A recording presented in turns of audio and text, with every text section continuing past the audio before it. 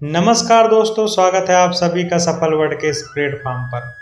दोस्तों, किस पाप के कारण पांडवों से पहले द्रौपदी की मृत्यु हुई थी? द्रौपदी के अलावा पांडवों की अन्य कितनी पत्नियां थीं? वह उनमें से प्रत्येक पांडव को सर्वप्रिय कौन थी? पांडव और द्रौपदी की मृत्यु कैसे हुई? क्या 5 पांडवों से विवाह करने के पश्चात भी द्रौपदी पतिव्रता स्त्री थी? द्रौपदी ने कुत्ते को श्राप क्यों दिया था? दोस्तों, ये सारे प्रश्न हमारे मन में जरूर चलते होंगे। आइए इसी को जानने के लिए बने रहिए हमारे साथ में कहानी के अंत तक। शुरू करते हैं। द्रौपदी के स्वयंवर में अर्जुन ने भाग लिया था। अर्जुन स्वयंवर की प्रतियोगिता जीत गए थे, लेकिन द्रुपद की पुत्री द्रौपदी को 5 पांडवों के साथ विवाह करना पड़ा। द्रौपदी समय समय पर 5 पतियों के साथ रमण करती थी। द्रौपदी ने एक वर्ष के अंतराल से 5 पांडवों के एक पुत्र को जन्म दिया। इसी तरह द्रौपदी के 5 पुत्र थे, लेकिन अश्वत्थामा ने महाभारत के युद्ध के अंत में द्रौपदी के इन 5 पुत्रों को सोते समय वध कर दिया था। द्रौपदी महाभारत में एक ऐसा चरित्र है जिस पर जितना लिखा जाए, जितनी बखान की जाए, उतना कम है। द्रौपदी से एक बार सत्यभामा ने पूछा था कि बहन, तुम्हारे पति पांडवजन तुमसे हमेशा प्रसन्न रहते हैं। मैं देखती हूँ कि वे लोग सदा तुम्हारे वश में रहते हैं, तुमसे संतुष्ट रहते हैं। तुम मुझे भी ऐसा कुछ बताओ कि मेरे श्याम सुंदर भी मेरे वश में रहें। तब द्रौपदी बोली, सत्यभामा, ये तुम मुझसे कैसे दुराचारणी स्त्रियों के बारे में पूछ रही हो? जब पति को यह मालूम हो तो वह अपनी पत्नी के वश में नहीं हो सकता।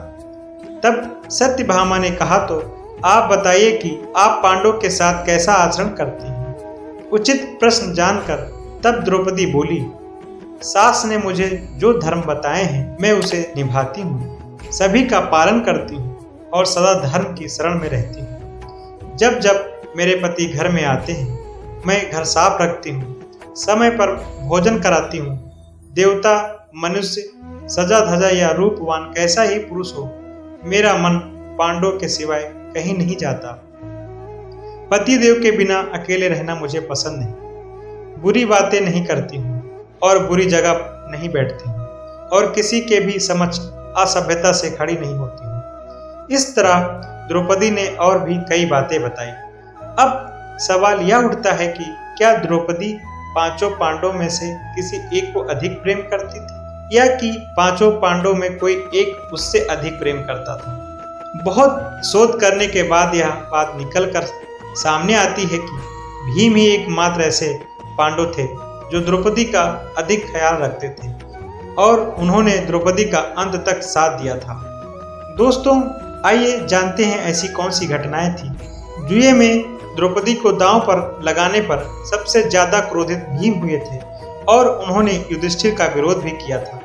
बाद में जब द्रौपदी का चीरहरण हो रहा था तो सबसे ज्यादा क्रोध भीम को ही आ रहा था, जबकि युधिष्ठिर सहित अन्य पांडव चुप थे।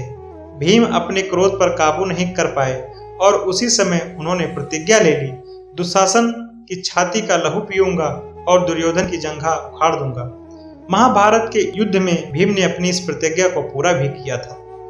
दोस्तों, आइए दूसरी घटना के बारे में जानते हैं। राजा विराट के राजमहल में 5 पांडव भेष बदलकर 1 साल के अज्ञातवास में रह रहे थे। उसी दौरान राजा विराट के साले किचन ने कमांद होकर द्रौपदी को देखा और उसे रात को अपने कक्ष में अकेले में बुलाया। यह बात जब द्रौपदी ने भीम को बताई तो भीम ने कीचक का वध करने का प्रण लिया और रात के समय द्रौपदी की जगह खुद कीचक के कमरे में पहुंच गए। द्रौपदी समझकर जैसे ही कीचक ने भीम को हाथ लगाया, भीम ने कीचक को उठाकर पटक दिया। इसके बाद दोनों के बीच युद्ध हुआ और भीम ने कीचक का वध कर दिया। दोस्तों, बने रहिए वीडियो के आखिर तक। हम आपके बीच में तीसरी घटना का उल्लेख करते हैं। जुए में अपना सब कुछ गंवा देने के बाद जब पांडव वनवास की सजा काट रहे थे, तब दुर्योधन के जीजा जयद्रथ की बुरी नजर द्रौपदी पर पड़ी। उसने द्रौपदी के साथ जबरदस्ती की और उसे रथ पर ले जाने का दुस्साहस भी किया, लेकिन ऐन वक्त पर पांडव आ गए और उसे बचा लिया।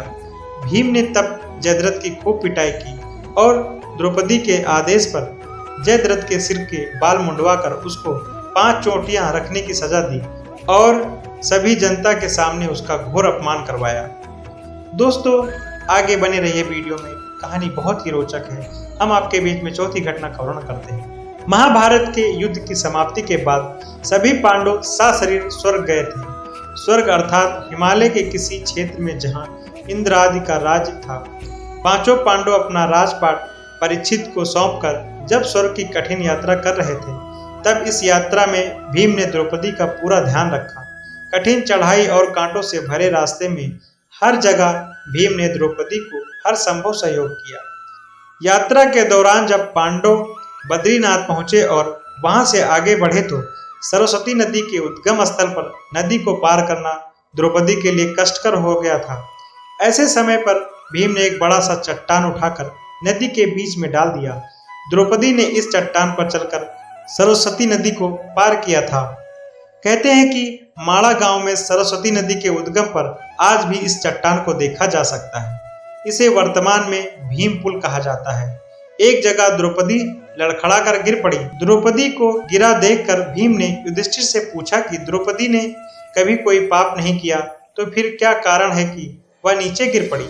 युधिष्ठिर ने कहा, द्रौपदी हम सभी में अर्जुन को अधिक प्रेम करती थी, इसीलिए उसके साथ ऐसा हुआ। ऐसा कहकर युधिष्ठिर द्रौपदी को देखे बिना ही आगे बढ़ गए। जनश्रुति के अनुसार स्वर्ग की यात्रा के दौरान द्रौपदी भीम का सहारा लेकर चलने लगी, लेकिन द्रौपदी भी ज्यादा दूर नहीं चल पाई और वह भी गिरने लगी। ऐसे समय पर भीम ने द्रौपदी को संभाला। उस समय द्रौपदी ने कहा, सभी भाइयों में भीम ने ही मुझे सबसे ज्यादा प्यार किया है और मैं अगले जन्म में फिर से भीम की पत्नी बनना चाहती हूँ। थोड़ी देर बाद सहदेव भी गिर पड़े। तब भीम ने पूछा, सहदेव क्यों गिरा? युधिष्ठिर ने कहा, सहदेव किसी को अपने जैसा विद्वान नहीं समझता था, इसी दोष के कारण गिरना पड़ा। कुछ देर बाद नकुल भी गिर पड़े। भीम के पूछने पर युधिष्ठिर ने बताया कि नकुल को अपने रूप पर बहुत ज्यादा अभिमान था, इसलिए आज इसकी यह गति हुई है। थोड़ी देर बाद अर्जुन भी गिर पड़े। युधिष्ठिर ने भीम से कहा, अर्जुन को अपने पराक्रम पर अभिमान था। अर्जुन ने कहा था कि मैं एक ही दिन में शत्रुओं का नाश कर दूंगा, लेकिन ऐसा कर नहीं पाए। अपने अभिमान के कारण ही अर्जुन की आज यह हालत हुई है। ऐसा कहकर युधिष्ठिर आगे बढ़ गए। थोड़ी आगे चलने पर भीम भी गिर गए।